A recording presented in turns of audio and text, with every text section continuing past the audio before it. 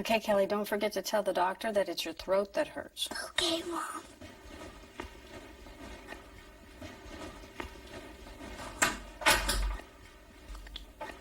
Mom, how much longer is it gonna be? Honey, the doctor's running a little late, so it's going to be a while. You'll just have to be patient. Okay.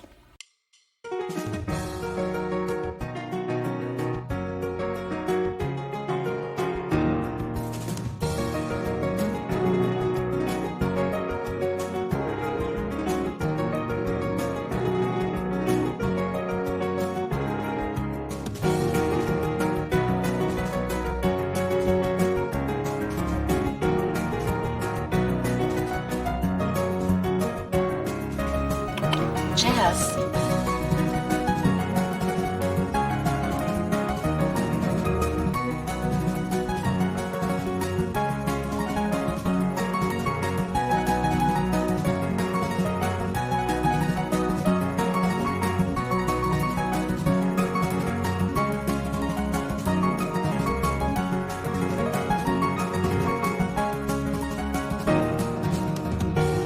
Mom, is it our turn yet?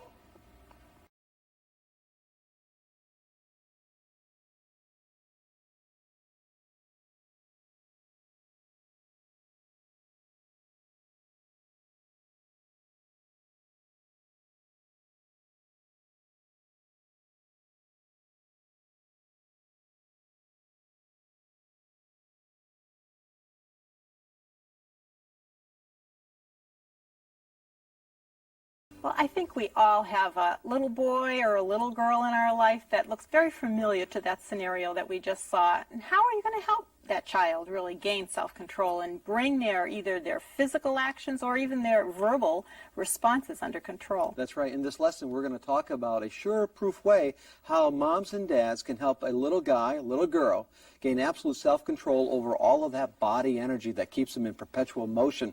But we're also going to be talking about the corrective side of discipline. We want to encourage you that you need to continually go over this discipline flow chart. You've got to get the process down, the form down, as well as the substance down. We'll give you illustrations to help you. We hope that you did your homework. We trust that you are ready. Our class is going to join us in just a few moments, and when they do, together, all of us will begin this next session.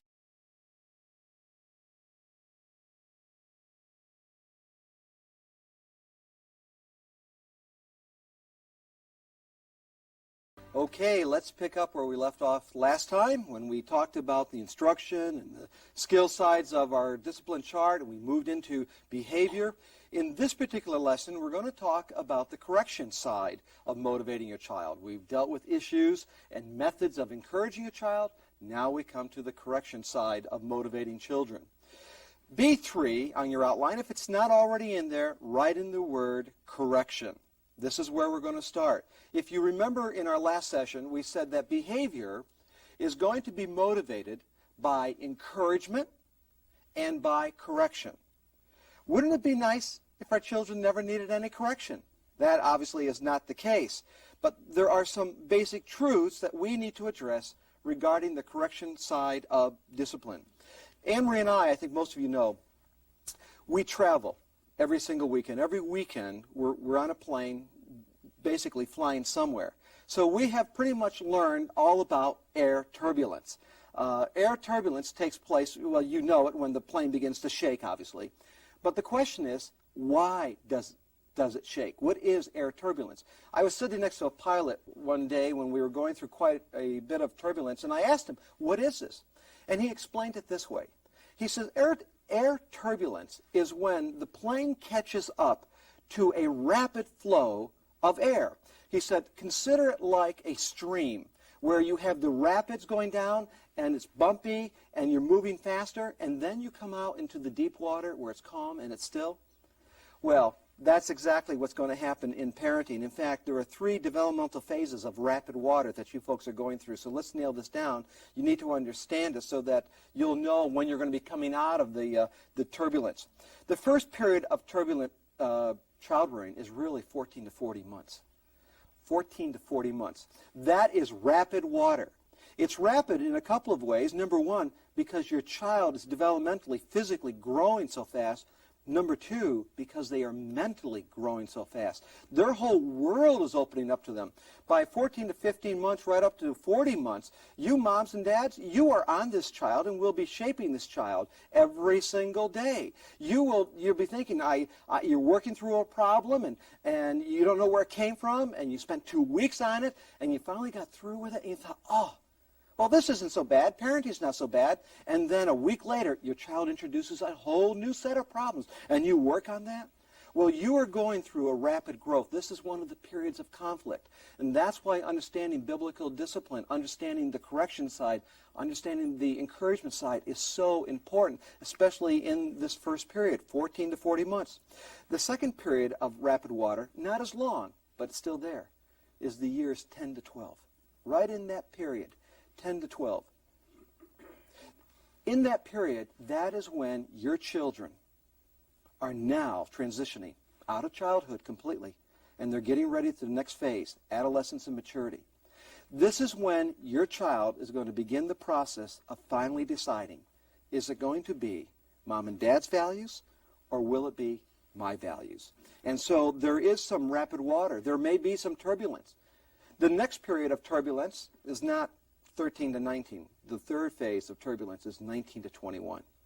19 to 21 in our society is the time when our children begin socially to leave home and begin the process by themselves entering the adult community.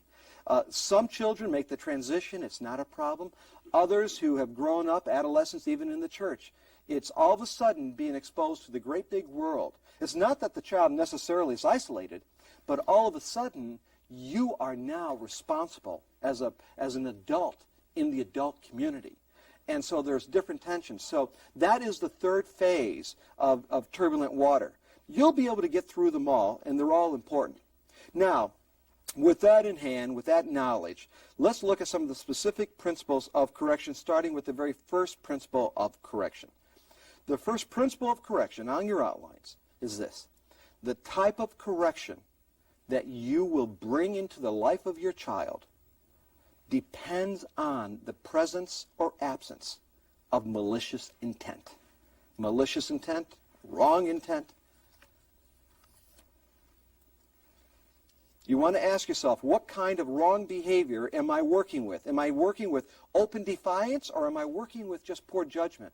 Understand, there are evildoers in the world, and there are wrongdoers in the world, and the difference is simply this: there are people who do evil out of a heart bent on doing evil. It's premeditated, or it's instant, but it's directed towards evil intent.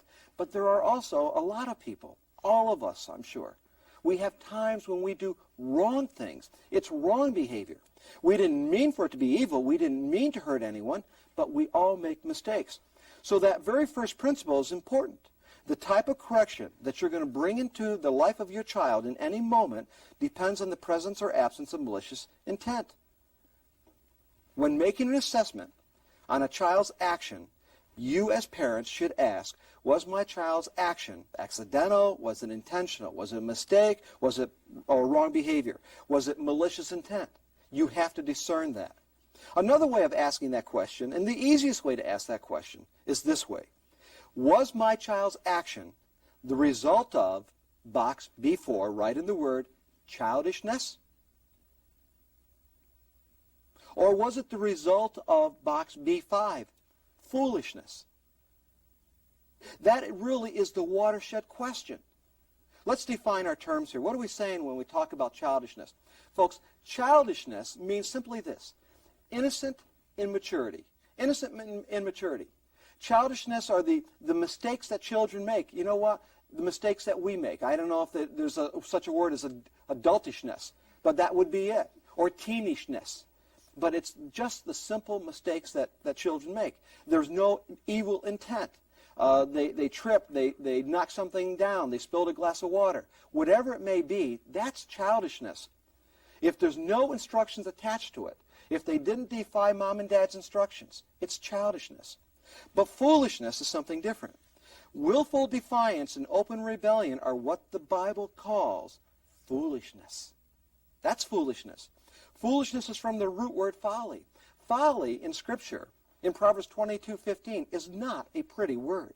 It means trickery and deception. It means deceitfulness. It means lying, manipulation, disobedience, unwise behavior. It's got a trail of negative adjectives associated with it. So when we read in Scripture, Proverbs 22:15, foolishness is bound up in the heart of a child. What it's saying is all of those adjectives are bound up. Some people have tried to translate that and said childishness is bound up in the heart of a child. No, not childishness, foolishness, what we have talked about earlier. Now, why is knowing the difference between foolishness and childishness so important? Why is it so important? Follow this. Because not all wrong behavior is rebellious in nature, but all wrong behavior needs correcting. You see, when we correct childishness, what are we doing? Listen, think this thing through. When we correct childishness, we are training the child. When they spilled their milk or when they knocked over a knick-knack, we are training them to be more careful. We're not punishing them. You see, when they violate mom and dad's instructions, when it's foolishness, now we're going to punish the child. You should never, jot this down please, you should never punish children for mistakes. That's immoral. We correct mistakes with consequences, but we punish morally wrong actions. More on this concept in a moment. Let me help you understand that two children can do exactly the same thing. For one child, it's foolishness. For another child, it's childishness. Let me use a story out of the life of Amy and Jenny, our daughters, okay? Kids were playing hide and seek with the neighborhood kids one time out in our home in New Hampshire. And Amy thought, great place to hide. Go inside, they'll never find me. So she comes inside, she's excited, and her foot caught the end of a lamp cord, and the lamp came crashing down. I mean, everything stopped. Anne-Marie stopped, I stopped, Amy stopped. Everything stopped. And we realized what was going on. We realized in that moment what Amy did. Now, her motive, she was not evil. She was not being disobedient. She was being childish. We did have her help clean up. We had her help pay for that lamp, part of the restitution. She is still responsible for that. I'll get into that a little later. But the point is, she did not do it intentionally. What we did is we called all the children into the house, and we said, look, from now on, you can see what happened here. There is no playing hide and seek inside the house. We told all the kids, do you understand? And all those little heads nodded, yes, they do understand, and they all went back out playing. Half hour later, in comes our daughter Jennifer, and she's looking for a place to hide and everything, and we just grabbed hold of that little girl and pulled it over to us. Now, Jennifer's behavior was foolishness. Why? Because Jennifer, in that moment, chose to disregard our instructions, our warning. That's what made it foolishness. It was the same action. She was looking for a place to hide also in the house, but it was absolutely wrong. Listen now. When does childishness become foolishness? Once instruction is given, then it becomes foolishness. You see, when the child stepped on the flowers, and he didn't mean to do it, it was an accident, and got near the flower bed, and then he fixed it all up, then what happened? Mom said, oh, honey, you've got to stay away from the flowers. Okay?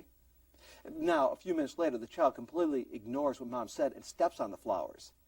Now it's foolishness. You understand? It's no longer childishness. Instructions came to bear on the child. The child disregarded the instructions. So now you have entered into foolishness. Now there will be times when you will, especially with the young ones, it's childishness and you're going to need to repeat yourself several times. It's not a matter of one time I said it. You know what? Back in 1972, I told you not to do this. That's not what we're talking about. There will be times when, depending on the scenario, you will bring a warning and encouragement to a child. But there's got to come to a point when it's no longer childishness, it's foolishness. In the case of Jenny, in that context, that was foolishness. Let's continue. Let's talk about how do you correct childish behavior. Let's begin here. First of all, when a child does something wrong, it was just a mistake. We understand that. the first thing we do is in box C1 is we're going to give them admonishment. Admonishment. Long word, but it's a very important biblical word. Admonishment. It means to put into the mind. Admonishment means to warn. Warn with the intent and purpose of heading off to disaster, stopping disaster. So the first step in correcting childish behavior is to warn the child. Nathan, you left your bike in the front yard. You know, Nathan came home. He knows the bike is not supposed to be in the front yard. He left his bike out there. And he was so excited to share something with Mom. He didn't plan on being in the house very long. But he goes inside, and he starts to share with Mom, and Dad comes home, and there's the bike. The bike's out front. Now, Nathan had no intent, Dad found out, no intent to not be a good steward with the bike, but he just left it out. So Dad said, Nathan, we have talked to you about this. I just want to share with you, son, you need to put the bike in the garage or in the backyard, but never leave it in the front yard. Now, in this case, Nathan is receiving a warning, an admonishment. Did he do it intentionally? Did he say, I don't care what my parents say? Did he do it with malicious intents? He wanted to defy them? No. Just a child. This is childishness. Father discerned that.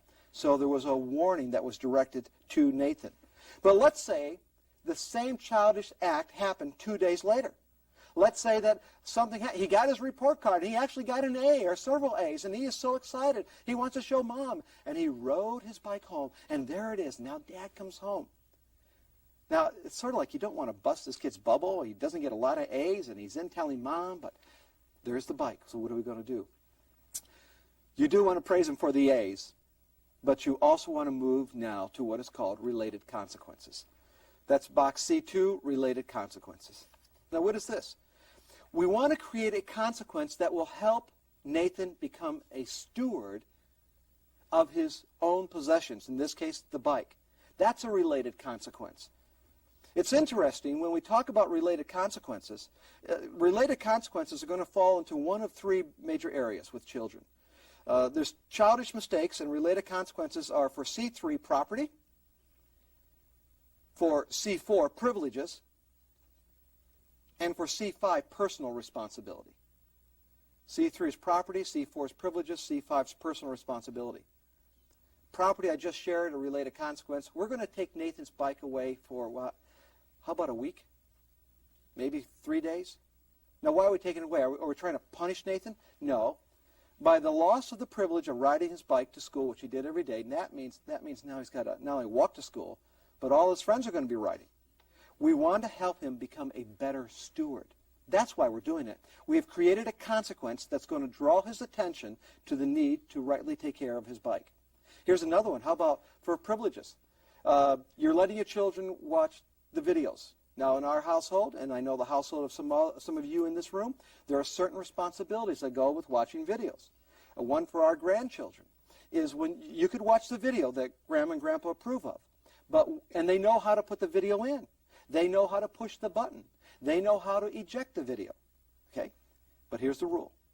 If you want that privilege to watch that video, and you know kids can watch the same video over and over and over again, right? And you wonder, how do they do that? Here's our rule. The job of the child is to take that video, and they have to take it to Grandma's office. And in Grandma's office, there's a video rewind. The jacket of the video and the video must be placed there. Now, if that jacket and that video is not there, and they say, Grammy, can we watch Winnie the Pooh? Well, honey, Winnie the Pooh has not been rewound. You can't. Well, that's our favorite. No, honey, you are responsible to take that video, and you did not do it. The natural consequence, the structured consequence, you lose the privilege of that video until that video gets over to the rewind machine, and we want to put it back into its jacket. You also have examples of personal responsibility. I think Amy, with the hide-and-seek situation, speaks to that. With Amy, she had to not only help clean up the lamp, but she has also earned some extra money to help pay for it, so she will understand, although you didn't mean to break someone else's property, you are still morally responsible to restore what you have destroyed and damaged. Let's talk about foolishness. Again, Proverbs 22:15. Foolishness is bound up in the heart of a child, but the rod of reproof will drive it far from him. Ladies and gentlemen, it's important that you understand that foolishness is defiance. When we talk about disobedience, there's active rebellion, there is passive rebellion. There's acts and attitudes of rebellion. It's not just behavior. There's sometimes in our children, they're going to go toe-to-toe with us, aren't they? They're just going to put their hands on their hips. Jenny had a little episode with Caitlin not too long ago where we were dealing with a little bit of an attitude, not just an action, but it was an attitude when Jenny said to Caitlin, says, Caitlin, why? Why do you do this? You know what's going to happen. Why do you choose to do this? And Caitlin says, well, Mom, you know, we wouldn't be having these problems if you just let me do what I want. Well, Jennifer also dealt with that too. But the point is, you're not dealing just with action, you are also dealing with attitude. So let's talk about childishness and foolishness. By the way, in your workbook, you're going to get a full definition of passive rebellion and active. Basically, the only difference, they're both open defiance. One is more subtle, like the child that will do something good to get out of doing what they were instructed. That's one. Or the child that does something really cute to get out of doing what they were told to do. Or how about the child that constantly says, I forgot. See, the rebellion isn't so much in forgetting. It's the child has learned not to put any effort into appropriating the lesson or the instruction. So there's a number of different forms of passive rebellion. In either case, it's still defiance. It's still rebellion. It's still foolishness. Now, back on your outline. A child is not acting childish if a child is disobedient. Moms, especially for you, I hate to point this out to you, but you got to understand this one. A child is not acting childish if they're disobedient. They're acting foolish. You can't, if you call your child and they run the other way, that's just childishness. No. The Bible says that disobedience is what is known as foolishness. And the foolishness that's in their heart needs to be transferred, moved out as we bring wisdom in. Foolish behavior needs correcting, but parents, listen, should not correct all foolish behavior the same way or with the same strength of consequences. Now, the second principle of correction is this. The punishment or the consequence must fit the crime because punishment sets a value on an offense. Punishment, that's why punishment is moral. That's why not to punish children, ever, to speak against punishment, in our view, theologically speaking, it's an immoral suggestion. Punishment is the thing that brings, in fact, a value, places a value in the life of a child on an action. You see, be on your outline, because a child's sense of justice is established through punishment, not rewards, parents must be aware of the two sins of punishment. Number one is under-punishing a child. And number two is over-punishing a child. We can definitely under-punish a child. Your child, Wes, takes a brick. And he takes that brick over to Joe's child. And he smashes Joe's little guy's head with the brick. Now, you're very concerned and upset, and so you say to your son, you know what, son, that was wrong. For that, tonight, no Nintendo. That is under-punishing. What you have said is taking away the hour privilege of Nintendo is equal to the offense of causing great injury to a child. Do you understand? Over-punishing, same thing. Over-punishing is probably even worse because it so exasperates the child. The child is supposed to turn their light off when they leave their room. And you know what? They've turned it off for 6 months straight. And then all of a sudden, this one time, you go in, there's the light. You know what? We talked to you about this. We talked to you about the light. For leaving the light on, you are grounded for 30 days. You are not allowed to watch television. You're not allowed to receive any phone calls. That is over-punishing. Over-punishing. My goodness, if you're going to do that, say, pay for the 10 minutes worth of light bill or something. But that is over-punishing. That's another sin. Okay, let's continue. Your child disobeys. We have identified it as foolishness.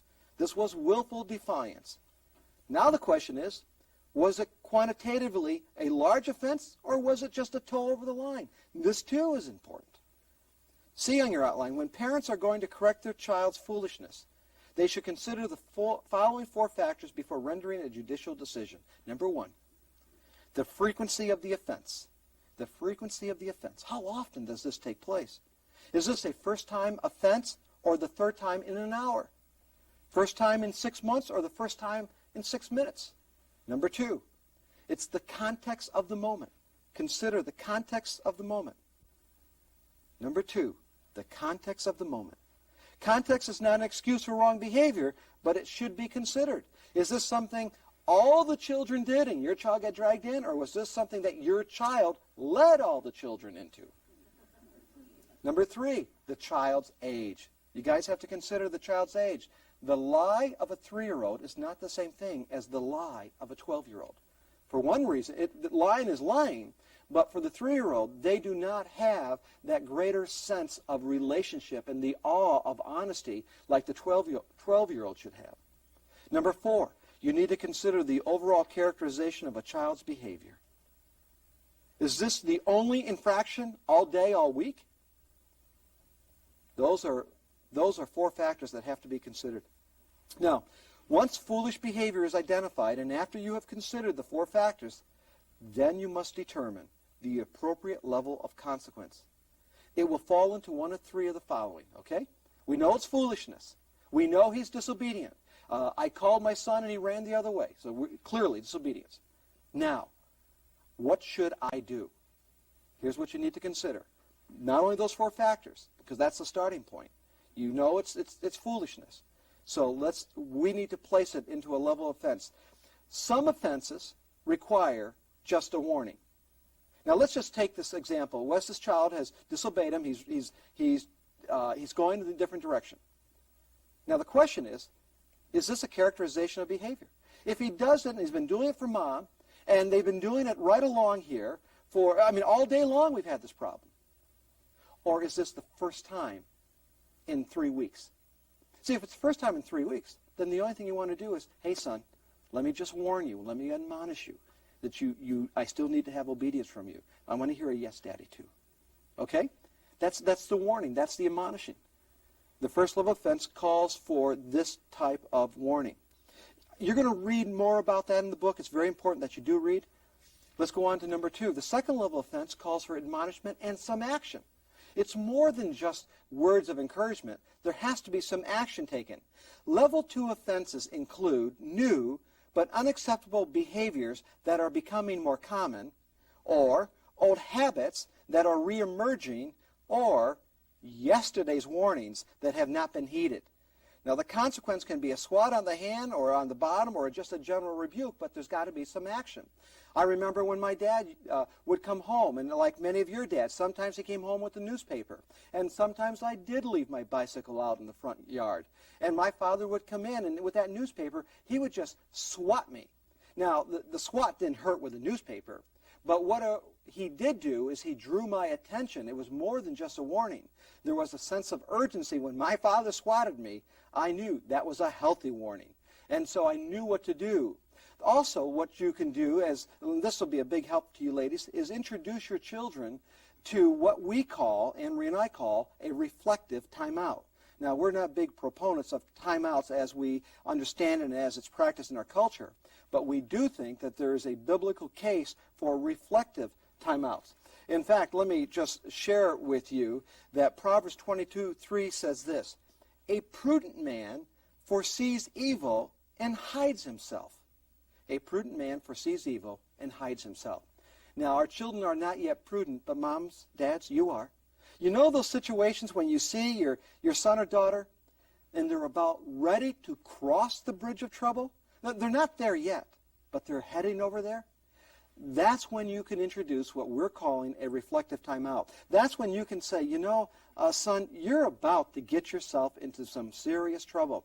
Why don't we just take a few moments? I'm going to have you come and just sit right here to get some self-control, think about what you're doing before you cross the bridge of trouble. It's not after they get there.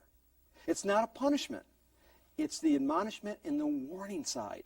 This works so well, moms and dads, but you have to be in tune as you see your child. It is morally wrong for you to be a silent, delayed parent. The silent, delayed parent type is the one who watches their children head off into the trouble. You say nothing. Once they get there, then you jump on the child. Don't be a silent, delayed parent. Be the prudent parent who sees evil around the corner, and then you're able to say, whoa, come on, let's just stop right here. Let's settle down, sit down for a few moments, get some self-control, we'll move on. Finally, we get to that third level, and we're going to call it, two big words, consequential punishment. Consequential punishment. In other words, there's consequences and there's punishment. Consequences and punishment. This level of offense refers to the routine acts and attitudes of rebellion, both active and passive, and to moral violations against other people, peers, siblings, parents, other people in authority. Now, you have defined that this is foolishness. We know that it requires more than just a warning. It requires more than just a warning and a swat with a newspaper. We have to get into some heavy-duty correction. So what are you going to do? What type of correction? How do you change the attitudes of the heart? Well, we're going to go to the next box, box F1. Write in the word pain. Now, let me talk to you about this concept of pain. Pain, ladies and gentlemen, is a gift from God. Pain is something that God gives us to tell us that there's something wrong with us. If there was no pain, we would all have died off a long time ago. Pain is the warning that change needs to come. When we bring pain into the life of our children, that is helping them understand where you're going is going to be far worse than the pain you're about to receive. So understand and learn from this. Now, how do you bring pain into the life of your children? How do you correct them? What are the methods? When do you correct them? That we will tell you in our next session. Now, Anne-Marie and I will get ready to do the wrap-up. We'll be right back. Well, Anne-Marie, we have now completed another session of Growing Kids God's Way, at least the lecture portion. This is the corrective side of discipline. We still have another week to cover some of the more finer details of what to do. But let's pick up with some of your thoughts. We'll go back to the scenario, then we're going to take their questions. Okay, there are just a few things of the whole issue of the childishness and the foolishness. I know that probably as you've been kind of digesting your lessons week after week and still maybe dealing with 2 lessons ago with the standard of obedience and try to implement that in your home and beginning to think, where are the balances? Well, this is going to bring a balance for you by understanding the difference between childishness and foolishness so that you're not continually coming down with the full weight of the law, because I think it brings a balance to you as the parents, and it brings reprieve or something for the children. I think so many times what happens to us as parents when we don't understand this difference, because usually the childish acts that our children do somehow tends to involve some item that gets broken or some damage that occurs. And unfortunately, what we do then is we get very frustrated with the child and respond that way. We might even spank a child for a childish act. And not that we should. No, but that's sometimes how we as a parent would respond. Then, we've been teaching them about obedience, and they disobey, and we say, now remember, you're not supposed to do that. So here, a moral defiant act is done, and we don't bring any correction at all, or very minimal. An accident occurs, and we come down on them with the full weight of the law. That is, think of yourself. Remember back when you were a child of how frustrating that is, and you don't want to do that to your parents. That is what is called moral contradictions in parenting. You cannot elevate a standard and talk to your children about that standard, encourage them to the standard, and then for you to reverse that on something like this. Right. And the other thing, too, is obviously, hopefully this is going to be a tool. The childishness and the foolishness is going to be a tool for all of you. But we're not going to be in your home to help you decide that. So that means that you have to stop and think and figure it out. And that's what we're hopefully encouraging you to, is also to become thinking, so you're just not reacting. I'd like to revisit, too, the scenario that you mentioned about Nathan and leaving the bicycle out and how he had done that twice in a row. And then you said, well, you took the privilege of him using his bike away for about a week. And so I'm sitting there thinking, okay, I'm sure there's some parents thinking, boy, isn't that kind of harsh? A whole week? I mean, it was only twice that he left the bike out. The other thing, as you were describing the scenario, it always seemed that when Nathan would get really excited about things, he began to forget what it was that was required of him. So if you see a characterization again, there's nothing wrong with being excited, but even with excitement, we still have to remember what our responsibilities are. And obviously, if Nathan's old enough to ride a bicycle, he's old enough now to be able to start taking ownership of some of those things. So it brings that balance in there. Let's see, the other thing. In the reflective timeout, you had mentioned Proverbs 27:12 about the prudent man foresees evil and hides himself. And the remaining part of that verse says the simple pass on and are punished. And at this point, our children, because they're childish, they kind of fall into that category at this point. So there is, when they don't gain that self-control or don't yield to our instruction, there is going to be a consequence to that. And you also talked about the silent delayed parent, and I think I'd like to bring that parent type back up for a little bit, just to kind of give some balances with that. There are going to be times, particularly when you have toddlers, that you are going to have to wait a little bit to see how your child is going to respond to the instruction that you've given, because you may have to bring in more instruction to this child. But if you're constantly interfering and not allowing a child, for example, we'll use the proverbial stereo and the buttons on the stereo that most children learn very young that they're not to touch.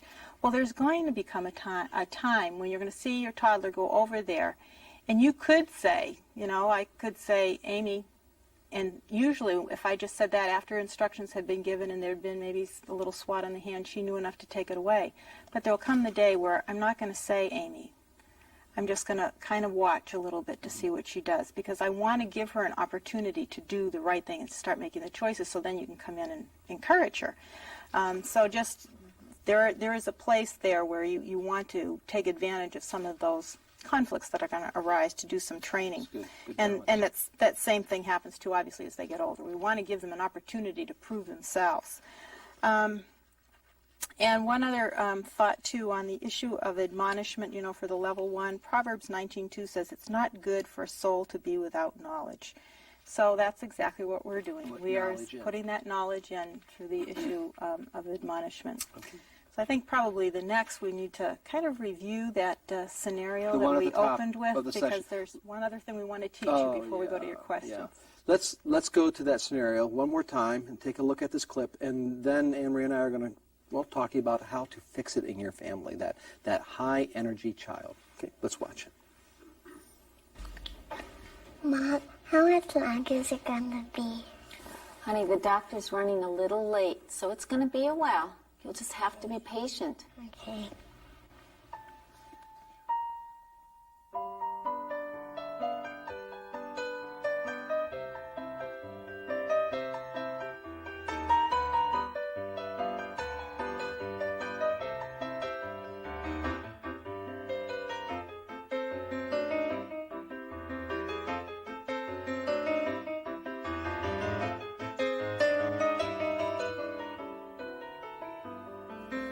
Jesse?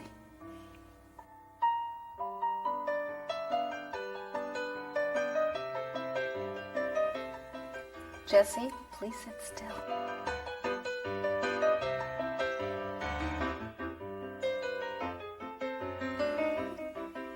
I don't want to tell you again.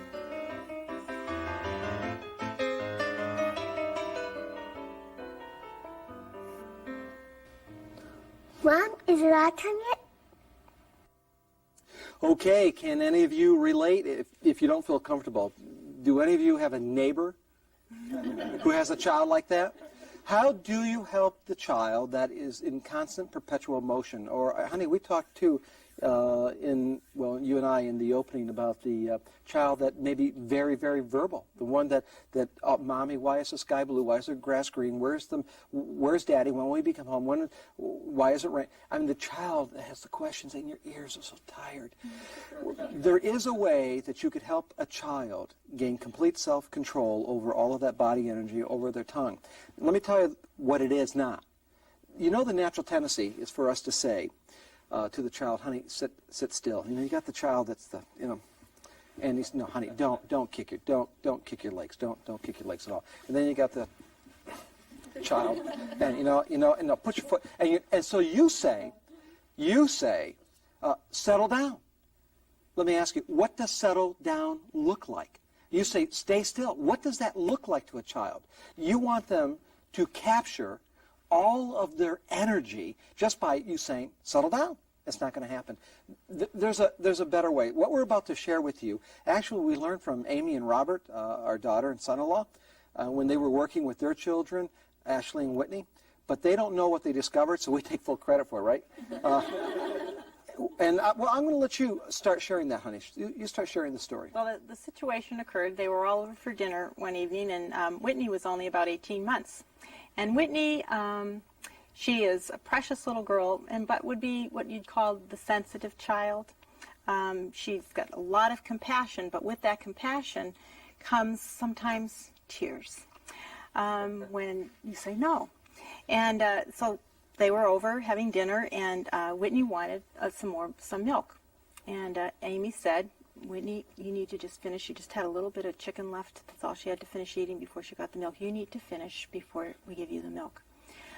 Well, all of a sudden, Whitney's lower lip began to quiver. Her eyes watered up, and you could tell this child was going to lose it. And so Robert just said, Whitney, you need to get self-control. We want to see you fold your hands and get self-control. And here this little 18-month-old sitting in the high chair, she takes her little hands, she folds them, and of course at 18 months they watch everything that they're doing as well, so it helped her to concentrate, but she folded her hands, and then within moments, this little girl got self-control. And that was the first... That's the first one, and then we saw them do that with Ashley. And then we began to borrow it, and we began to realize if you simply tell a child that they need to settle down, they need to stop, there's too much body energy. But when you tell a child, honey, you need to fold your hands, we need to get self-control, use those terms, then it is an amazing thing that all of that body energy for that mover, that shaker, the child's everywhere, all of a sudden, let's fold our hands and let's get some self-control. Here's where the energy goes. Honey, we have seen this work over and over again. You know what this is, folks? Very important that you understand. This is not a punishment. Even though we're on the corrective side of discipline, this is to help a child gain self-control before they cross the bridge of trouble. It's like the reflective timeout. We can tell you that this, and you're going driving down the road, Mom. You got the kids in the back seat, and they start. You get a, Mom, he hit me. Well, that's because he made a face at me. You say, no, you kids stop. Kids, right now I want both of you, we're almost home, just take a few more moments before something happens. I want the two of you to fold your hands. All the body energy goes here. It is really an amazing thing. Back many years ago when I was in school, when the snow was this high and I had to walk up hills to school both ways. You know that story.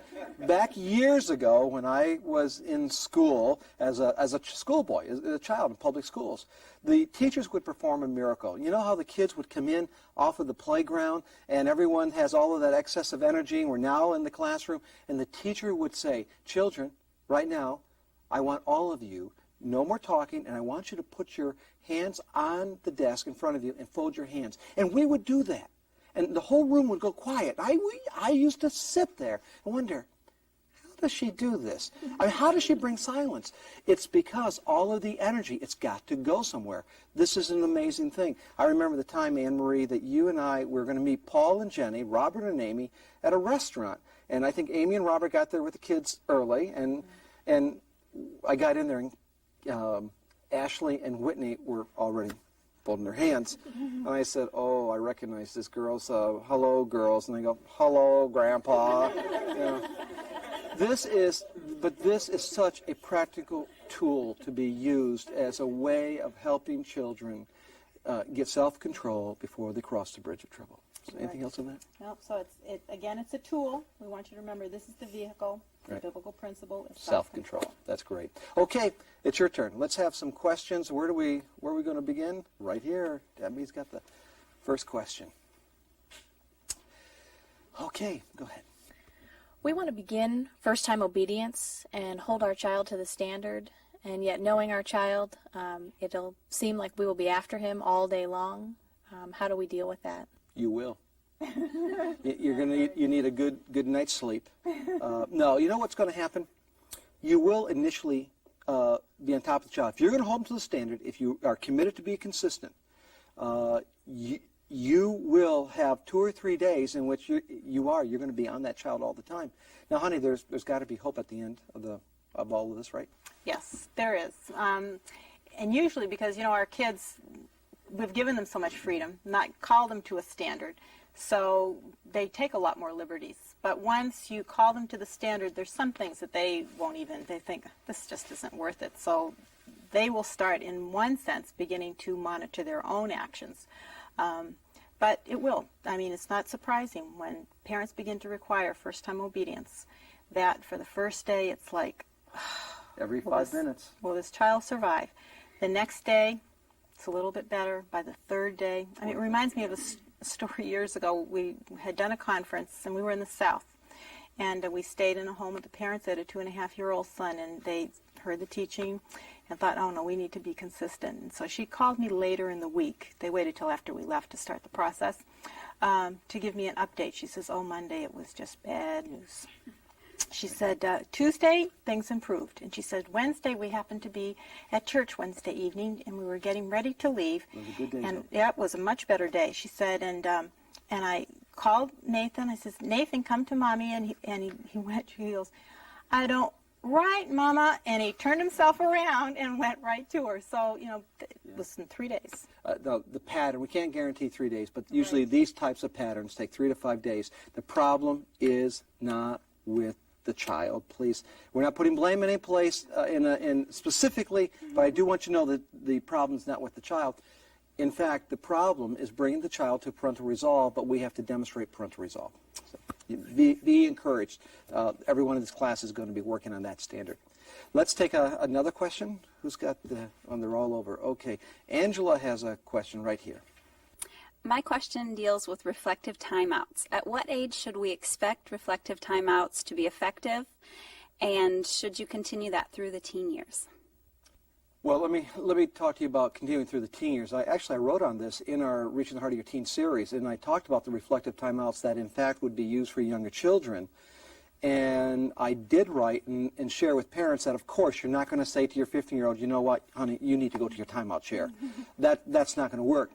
But what you should say to your 15-year-old is that this exercise of maybe just taking a few moments and getting some self-control so that you could redirect your energy and your thought might be a good idea. It's not really a timeout chair, but the idea behind it is, in fact, going to work. Now, regarding the first part of the question, honey, how early should you and how soon should you begin, and how long will it last? Why don't you handle that? Well, since we've already talked about the folding of the hands, and that can begin pretty young. Obviously, a real young child is not going to reflect on too much, but they can think about the self-control. And while they're folding their hands, that is going to help them to reflect on that particular issue of self-control. So it, really when you stop to think about it, it can start as soon as they start pushing the boundaries there. Honey, let me go back real quick, because both reflective timeout, folding the hands, what can they do tomorrow morning, these moms and dads? Do they just go home and say, kids, we've learned something else from our parenting class, and we want you to sit down and fold your hands. And then don't be surprised that they do it. This is what is amazing. As parents say, and they'll come back to us and say, they did it. They really, yes, we're telling you, your kids will do it. But where do they start? Well, first of all, you start by evaluating just between yourselves as a couple. But for those of you that do have the older kids, again, they know you're learning something new every single time you come to class. So, some parents share with us when the next morning, people, wow, what did you learn last night? So you sit them down and you explain to them. And usually, particularly with this issue of the folding of the hands and the reflective timeout, if you've got children anywhere from 4 or 5 years of age and up, and I'm talking now all the way through the teens, they've already heard all of our lectures, particularly by the time they're teens. So this is going to become a tool that is going to help everyone. And so you sit down, you explain the process, you give them the moral reason why, and then you begin to institute. We got to add this. Anne-Marie got an email from a CEO of a company who was at one of our conferences. Share that, honey. Yeah, it's about folding of the hands. It's about the folding of the hands. He said he was having a meeting and it was getting out of control, and a board meeting. The whole board meeting, and so the whole concept just came to his mind, and he thought, why not? So he said, gentlemen, I want you all to close your briefcase, fold your hands and put them on top of them, please, and get some self-control. And they did, and of course the whole thing, because they were all adult males here, it brought enough levity to the room that, it really kind of calmed everything down. But, it really can be, because, it's nice to think, here we all are nice in a class and everybody's got their happy face on, but we all know what it's like at home sometimes. And some of us may struggle with anger and not exercising self-control ourselves. So if that is a problem that you're still gaining victory over, your kids know that as well. So you just say, you know what? Even mom is going to sit and fold her hands sometimes. And so we can set that example. Right. Well, honey, this has been a great class. I saw that we have some great desserts. We're going to head over there now.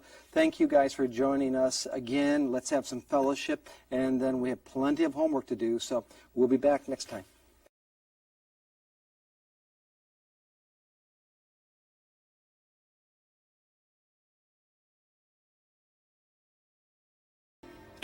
Jess, you've got to get self-control. I want you to sit up and fold your hands.